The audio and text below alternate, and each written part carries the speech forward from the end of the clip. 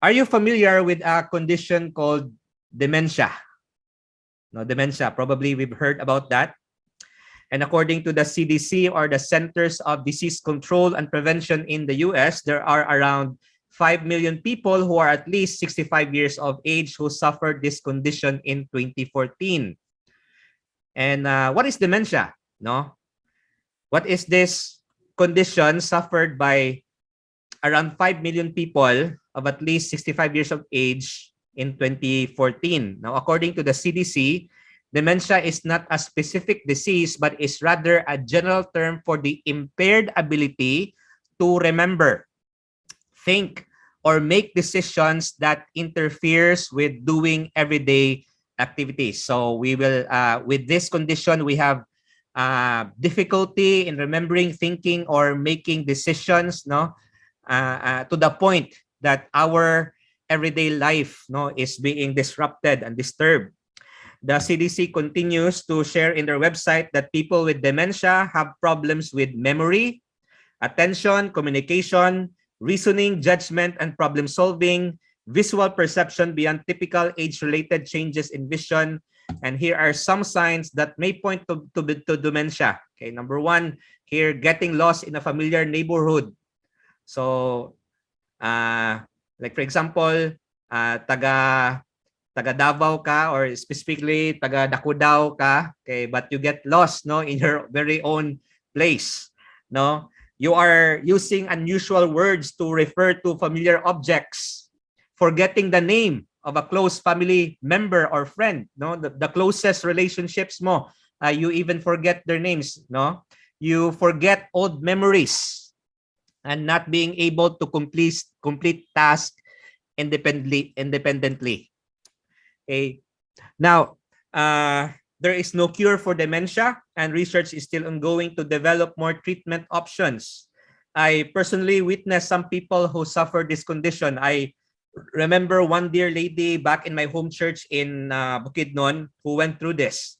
And indeed, her memory was greatly affected as she forgot the names of her loved ones, even her own husband. No, nakalimutan na niya kung anong pangalan. What amazed me somehow in her situation is that though she lost some precious memories, she didn't forget the songs we sing in church, the songs of the Lord. In the midst of her tragic condition, she would still sing a hymn every now and then. So nakalimutan niya lahat. But the lyrics of the songs, no, kahit hindi siya tumitingin sa hymnal, no, hindi siya tumitingin sa copy, she can still sing them from memory. Okay, that really amazed me. She reminded me of the words of John Newton, the author of the hymn Amazing Grace, who in his elderly years, okay, one source told me he was 82 when he said this. Sabi niya, although my memory is fading, I remember two things very clearly. I am a great sinner and Christ is a great Savior. Although my memory is fading, I remember two things very clearly. I am a great sinner and Christ is a great Savior. Now, it cannot be avoided that as we grow old, we will forget some memories. Even yung mga cherished natin na memories, no? Even important and valuable memories will be forgotten at some time. But may we be like that lady in my home church, and may we be like John Newton, that though our memories will fade, we will not forget God in our lives. You know why? Because there is no greater tragedy than to forget the Lord. There is no greater misery than spiritual dementia. Spiritual dementia. Solomon, for some time in his life, suffered something like this. He seemed not to be mindful of God. And the result was a horrible tragedy, not only for his life, not only for his family, but even for the whole kingdom of Israel. The moment he remembered the Lord and was restored to him, much damage has already been done. Some of them were irreversible in his lifetime. He wasted his life. And this is why in the closing chapter of Ecclesiastes, he counseled his readers, remember now your Creator in the days of your youth, before the difficult days come and the years draw near when you say, I have no pleasure in them.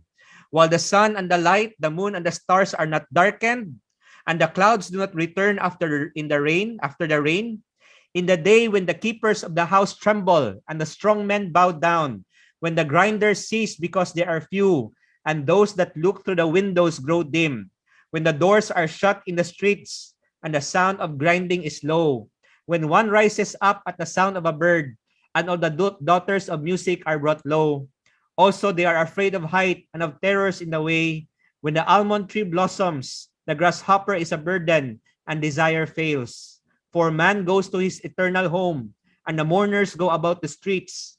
Remember your Creator before the silver cord is loose, or the golden bowl is broken, or the pitcher shattered at the fountain, or the wheel broken at the at the well, I mean. Then the dust will return to the earth as it was, and the spirit will return to God who gave it. Vanity of vanities, says the preacher, all is vanity. May the Lord add a blessing to the reading of his word. And as we reflect on these words of Solomon, we will learn here that we need to remember our Creator in the days of our youth. We need to remember our Creator now for us not to waste our lives. So how do we remember our Creator in the days of our youth and avoid wasting our lives? So how do we do that? No, and so that's what we are going to look at in this sermon. No, part 1 of Ecclesiastes chapter 12 verses 1 to 8. Remembering our Creator and not wasting our lives. And our text shows us 2 ways how we should remember our Creator in the days of our youth for our lives to be worth living. And number 1, we need to remember our Creator intentionally. And number 2, we need to remember our Creator immediately. So simply, no, simple as that. Okay, our text teaches us these things. We need to remember our Creator intentionally and immediately. But we will just focus on the first point, that we need to remember our Creator intentionally for this portion, no, of our study of Ecclesiastes chapter 12 verses 1 to 8. So we need to remember our Creator intentionally. Our verse tells us, no, in Ecclesiastes 12:1, remember now your Creator in the days of your youth. Now, looking at our text, the fact that Solomon tells us that we should remember our Creator means that there is a Creator. There is a Creator. And that there is a Creator means we are creatures. And this is a major truth in the Bible. From the start, the scriptures teach us the truth of the Creator, who is none other than God himself. No, we see in Genesis 1:1, in the beginning, God created the heavens and the earth. If we will ask, who is that Creator that Solomon is referring here in Ecclesiastes 12:1? It's God. It's none other than God. In Genesis 1:26 to 27, we'll learn here that it's God who created us people. God said, let us make man in our image, according to our likeness.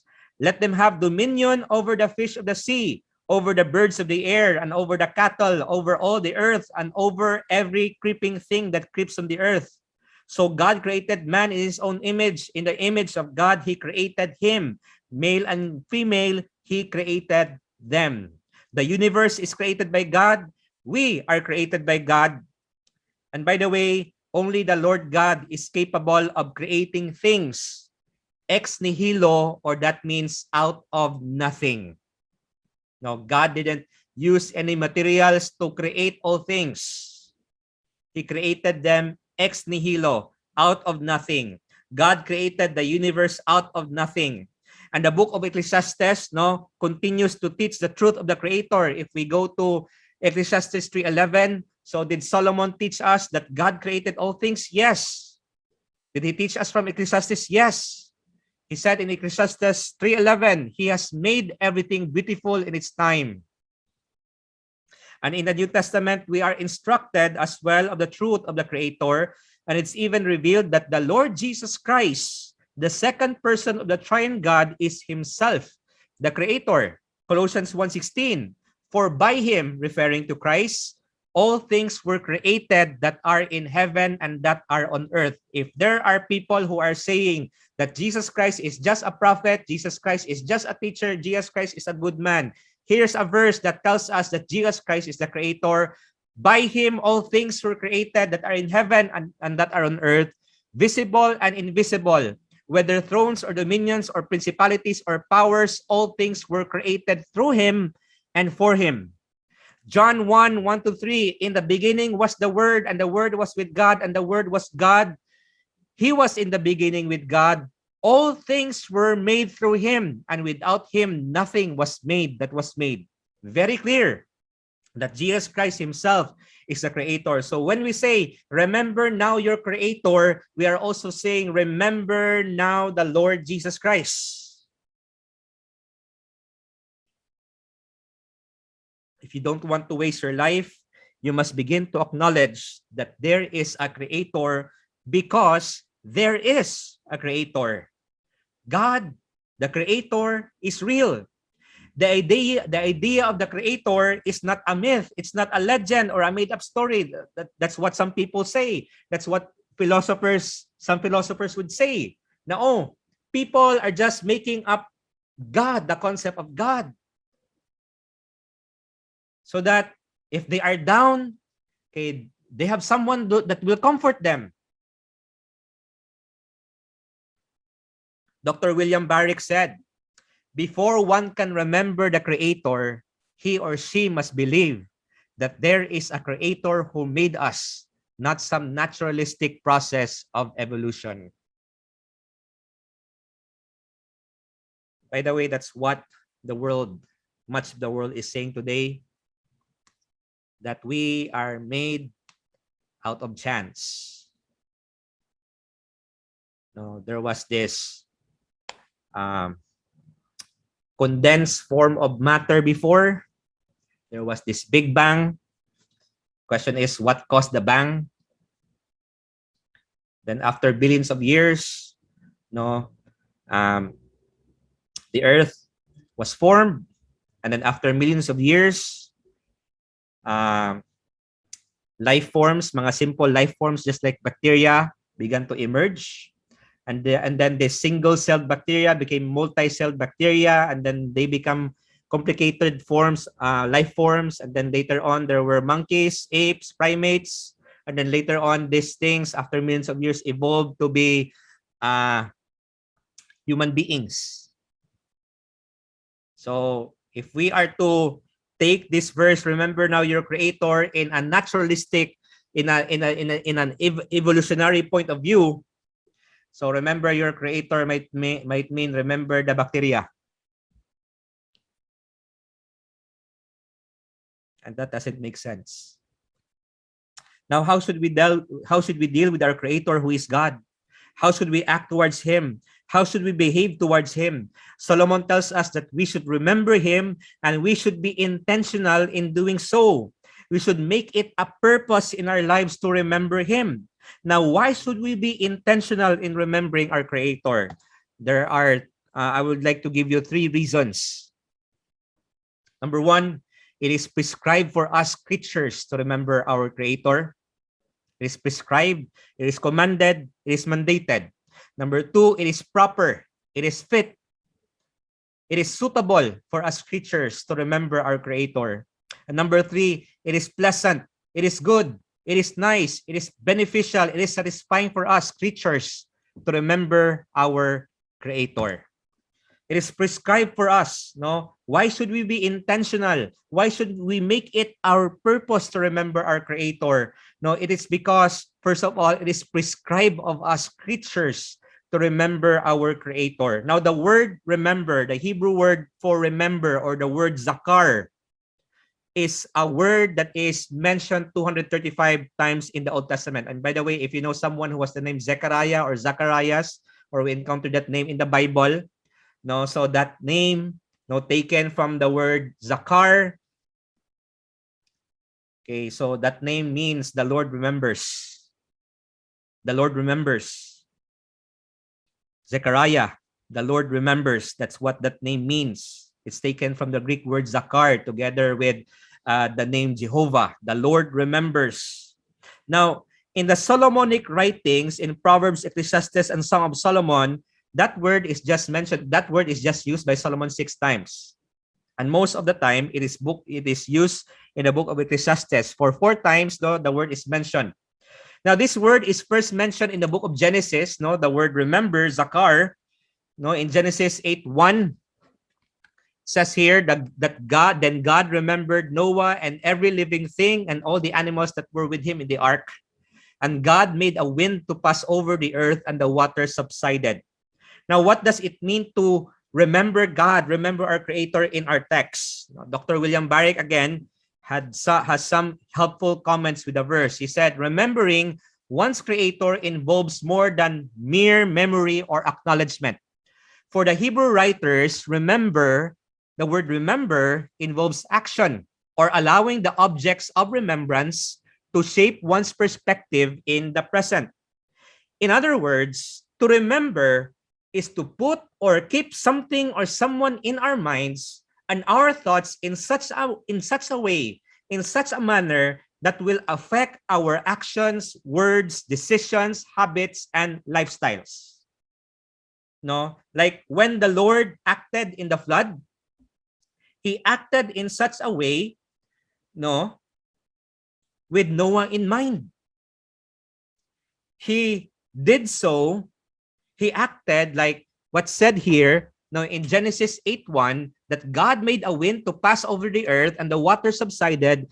God did so as he considered Noah, his family, and everyone and everything in the ark. He did not act disregarding them. Now, think of instances in your lives wherein you are influenced in doing an action or a decision when you remember someone or something. Like, for example, it might be that when you buy food for yourself and your family, you go to Jollibee, you want to buy burger steak for everybody. But then you remember one of your family members, your brother perhaps, does not like burger steak, but Chicken Joy. And so remembering the preferences of your brother, you decided to buy burger steak for everyone else, and you also bought Chicken Joy for your brother. That is what it means to remember here.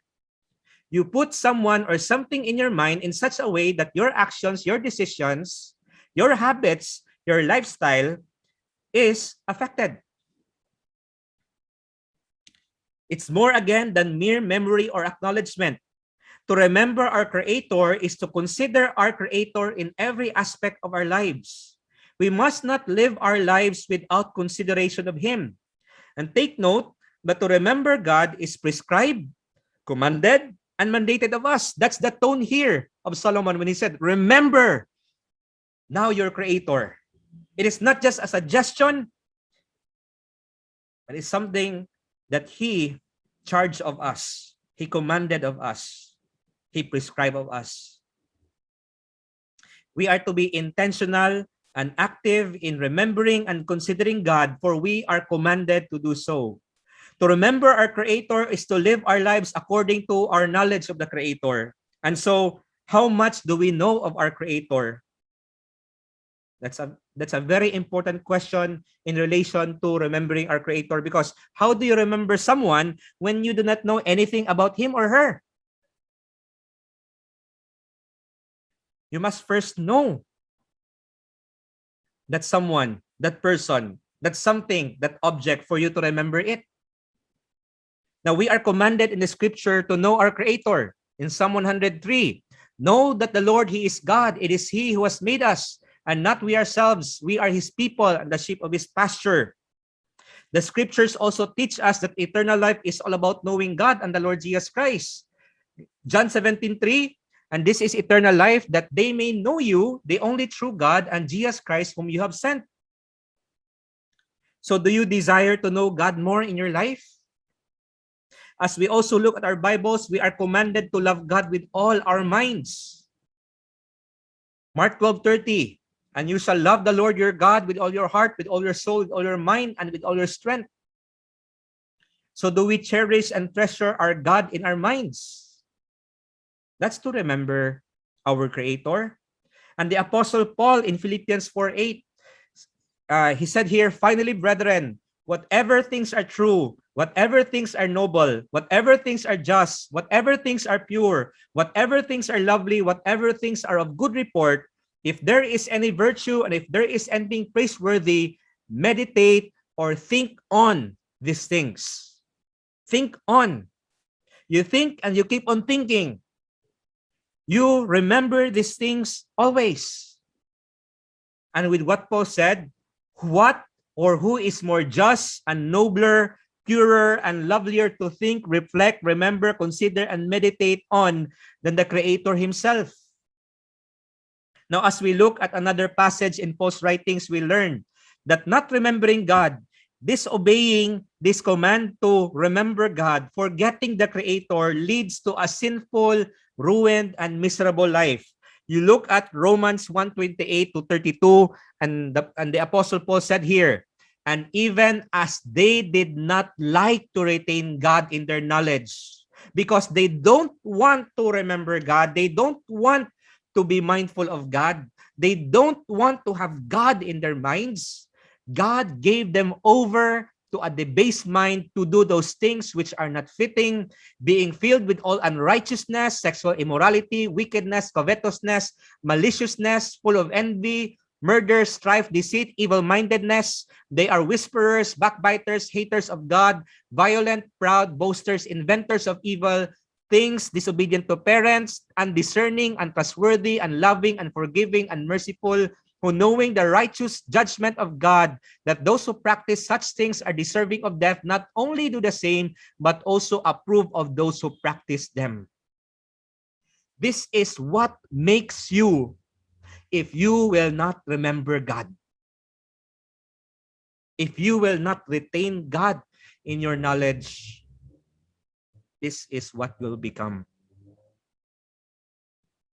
It will lead to a sinful, ruined, and wasted life. So let us be intentional to remember God, since we, his creatures, are prescribed and commanded to do so. Now, another reason why we should remember our Creator intentionally is because it is proper for us creatures to remember our Creator. It's not only prescribed of us, it is also proper for us. Again, our verses, remember now your Creator in the days of your youth. As our verse stated, we have a Creator. It is only logical to think that we have. We did not come out of nothing on our own. The universe did not begin to exist on its own. Now, since there is so much power in the universe, the one who caused it should be all-powerful. Since there is so much intelligence and knowledge, the one who made it should be all-knowing. It is foolishness to think that there is no supreme being who is God, who created all things. It's foolishness. It's improper for us to think that way. It's not right. It's not correct. And even the Bible tells us, the fool has said in his heart, there is no God. If you right now deny the existence of God, the Bible says that you are a fool. Because creation tells us that there is a creator. A design tells us that there is a designer. A painting tells us that there is a painter. A building tells us that there is a builder. It is foolish for a creature not to remember his creator and even not to recognize his creator. But sadly, man chose to forget God, his creator, and many times God's other creatures have been wiser in regards to this. In Isaiah chapter 1 verse 3, okay, Isaiah said there, the ox knows its owner and the donkey its master's crib, but Israel does not know, my people do not consider. At times, the animals, the beasts, the creatures that are of lower standing than us are wiser in acknowledging that they have an owner, they have a master, they have a creator. And Paul speaks this tragedy of disregarding and not remembering our creator in the book of Romans. He said, for since the creation of the world, his invisible attributes are clearly seen. There is so much evidence concerning the existence of the Creator. It is clearly seen even without the scriptures. Creation tells us that there is a Creator, being understood by the things that are made, even His eternal power and Godhead, so that they are without excuse. If we say that there is no Creator, we say there's no evidence. Creation itself is a clear evidence, and will be without excuse. Because although they knew God, they did not glorify Him as God, nor were thankful, but became futile in their thoughts, and their foolish hearts were darkened. So there's this word again, foolish. It is foolish of us not to recognize and not to remember our Creator. As the Lord's creatures, we should recognize our Creator for who He is and give Him the respect and the reverence that He deserves. Over and over again in the book of Ecclesiastes, we are reminded of who God is as the Creator. Okay, first, He is the giver of life and all things. As the Creator, He is the giver of life and all things. Ecclesiastes 5:18-19, here is what I have seen. It is good and fitting for one to eat and drink and to enjoy the good of all his labor, in which he toils under the sun all the days of his life, which God gives him, for it is his heritage. As for every man to whom God has given riches and wealth and given him power to eat of it, to receive his heritage and rejoice in his labor, this is the gift of God. Life and the things that we have in life, the giver of that is the Creator. More to that, He is the owner. Same verse I would mention here. There is nothing that He gives of us that He does not own. And we ourselves belong to Him. John MacArthur in the MacArthur Study Bible, he said, "Remember, you are God's property. So serve Him from the start of your years, not the end of your years when service is very limited. Remember, you are God's property. We are not our own. As the Creator, He is the ruler of life and all things." Consider what Solomon said in Ecclesiastes 7:14. "In the day of prosperity, be joyful, but in the day of adversity, consider, surely God has appointed the one as well as the other, so that man can find out nothing that will come after him. He is the ruler and He is the one who governs all things." He sets things in their places. The days that we have in our lives are appointed. And that is why we should embrace whatever day that the Lord will give to us. If it is a joyful day, then if it is a day of prosperity, let's be joyful. If it's a day of adversity, a day of suffering, let's consider, let's reflect on the Lord, His goodness, His righteousness, and faithfulness. As the Creator, He is also the judge of life and all things. In Ecclesiastes 3:17, I said in my heart, God shall judge the righteous and the wicked. God shall judge the righteous and the wicked. So consider your Creator in your life.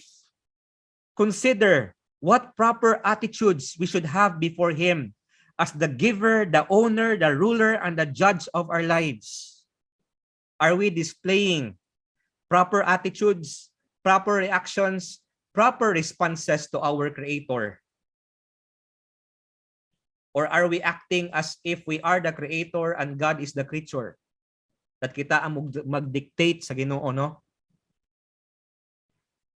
If there is anything or anyone that we should be mindful always, it is God, our Creator. Remember, He is worthy to be remembered in your life always. It is proper for us to remember the Lord because He is worthy to remember. He is worthy to occupy the totality of our minds. That's why it said in Mark chapter 12, verse 30, love the Lord your God with all your mind.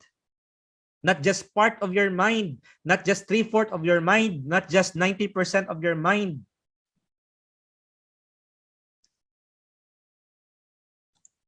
In Romans 11:36, it says here, for of Him and through Him and to Him are all things, to whom be glory forever. Amen. Revelation 4:11, you are worthy, O Lord, to receive glory and honor and power, for you created all things, and by your will they exist and were created. God is worthy. God is worthy. He deserves to be in our minds, to be in our remembrance always.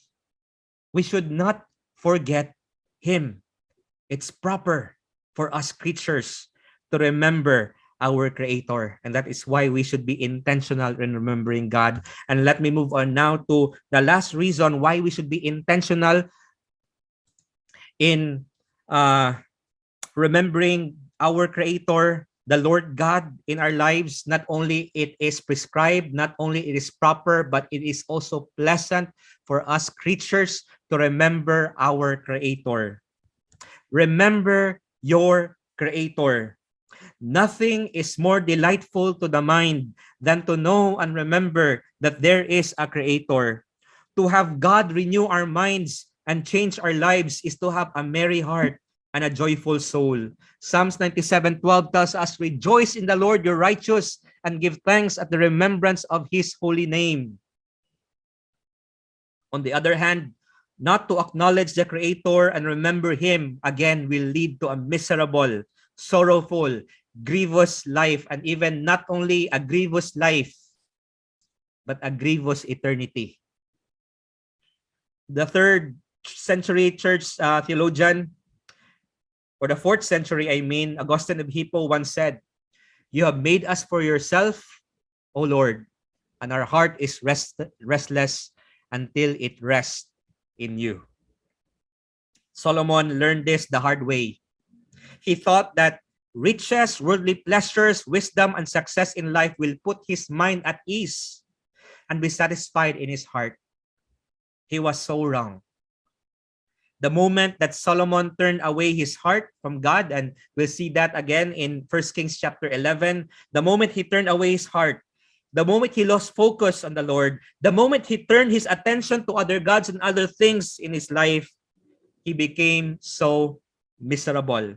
And that is why, as he looked back to those years, as he had and we'll see that in his reflections in the book of Ecclesiastes, as he looked back in this year to these years, that he forgot the Lord, he disregarded the Lord, he forsook the Lord, he abandoned the Lord, he lost his focus on the Lord. He said, vanity of vanities, everything is vanity. He even said, I hated life. If you go back to Ecclesiastes chapter 2, I hated life. He had all the accomplishments, he had all the success, but he said, I hated life. Forgetting God and not living your life according to Him is never satisfying. It's never pleasant. So having considered all these things, when should we remember our Creator? And our text tells us, now.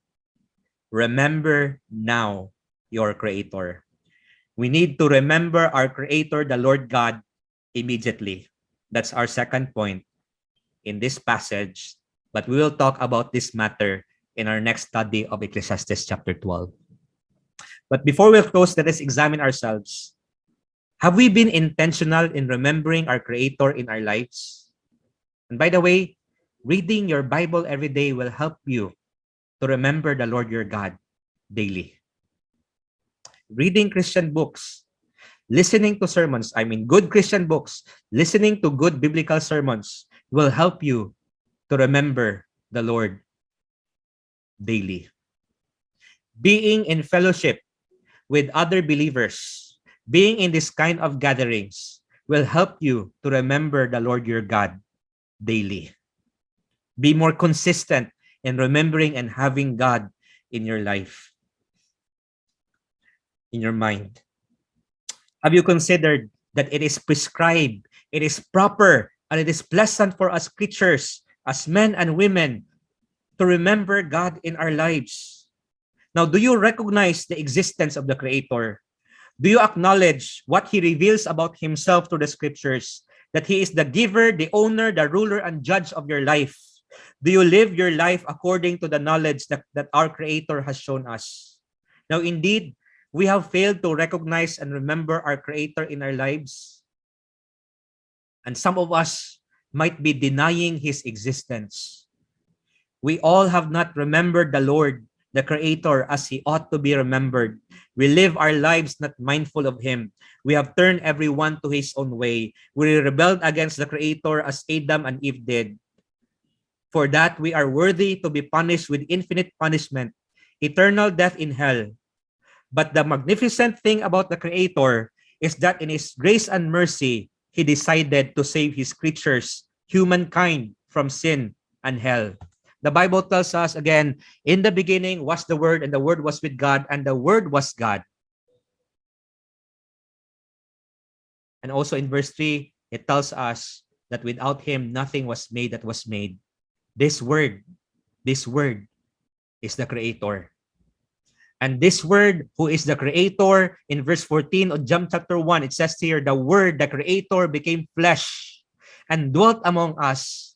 And we beheld His glory, the glory as of the only begotten of the Father, full of grace and truth. The Creator stepped into history and became man's Savior in the person of Jesus Christ. Now, John 1:10 to 12 tells us, okay, as the Word became flesh and dwelt among us, He lived in this world. He was in the world, and the world was made through Him, and the world did not recognize Him. He came to His own, and His own did not receive Him. But here is what the Bible tells us. But as many as receive Him, as many as receive this Creator who became flesh and dwelt among us, to them He gave the right to become children of God, to those who believe in His name. By creation, we are all children of God. But because of sin, we are not spiritual children of God. How do we become spiritual children of God? We need to believe on the Lord Jesus Christ, the Word who became flesh and who dwelt among us, who is the Lamb of God who takes away the sin of the world. We need to believe and receive Him into our lives to become children, spiritual children of God. Children not only of creation, but also children of redemption. We are lost creatures in our sins, but the Creator became our Savior. He lived a perfect life. He died a painful death, and He rose again from the dead for our salvation. So will you right now, if right now you are still not sure about your salvation, if right now you are not sure where you will spend eternity, will you not recognize and trust God, trust the Lord, trust the Lord Jesus Christ, the Word who became flesh, the Word who is the Creator Himself, and who dwelt among us, who became flesh and dwelt among us? Will you not put your whole trust in Him and receive Him into your life and be saved? So why should we remember our Creator intentionally? Again, it is prescribed for us creatures. It is proper for us creatures. It is pleasant for us creatures to remember our Creator. Remember now your Creator, and let Him also be not only your Creator, but also as your Savior, the Lord Jesus Christ. Let's pause for a moment of prayer. Let's bow down our heads. Right before the Lord our God right now, and His eyes are watching us. It's running to and fro all over the earth.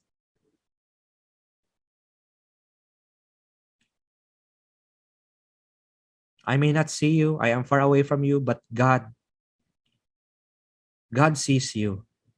God knows your life. God knows your heart.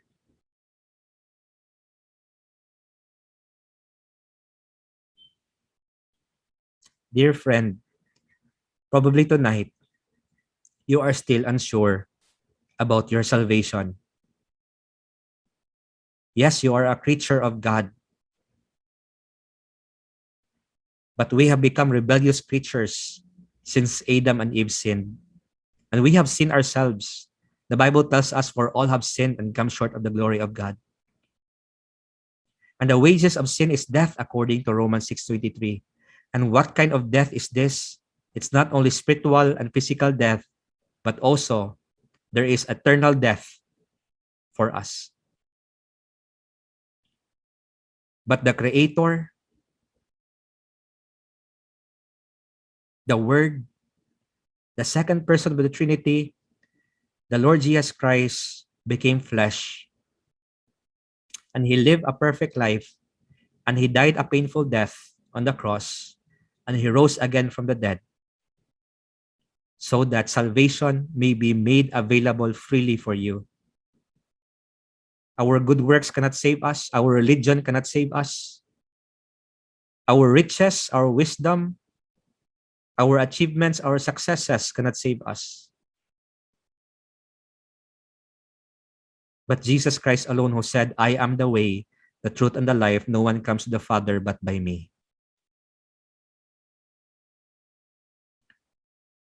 Why don't you right now, if you are still unsaved, come to the Lord, repent of your sins, and put your whole trust in Him and receive Him into your life? Right now, wherever you are, call upon the name of the Lord and be saved. For He has said, for God so loved the world that He gave His only begotten Son, that whoever believes in Him will not perish, but have everlasting life. Why don't you cry out to the Lord? Tell the Lord, Lord, you are my Creator, but I have sinned against you. And because of that, I am worthy of eternal punishment in hell. But Lord, I realize that out of your love, you want to save me. You want to reconcile me to yourself. You want me to spend eternity with you. You want me to have a relationship with you. And you made it possible through the Lord Jesus Christ. Lord, right now, I put my whole trust in Christ, acknowledging that I cannot save myself. Even my good works cannot save me, because the Bible tells us that our righteousnesses are just like filthy rags. Lord, I put my whole trust in Christ. I receive Him into my life. And help me, Lord, to live my life always considering you, remembering you, living my life according to your will, following you, serving you, honoring you, glorifying you. Help me, Lord. Save me.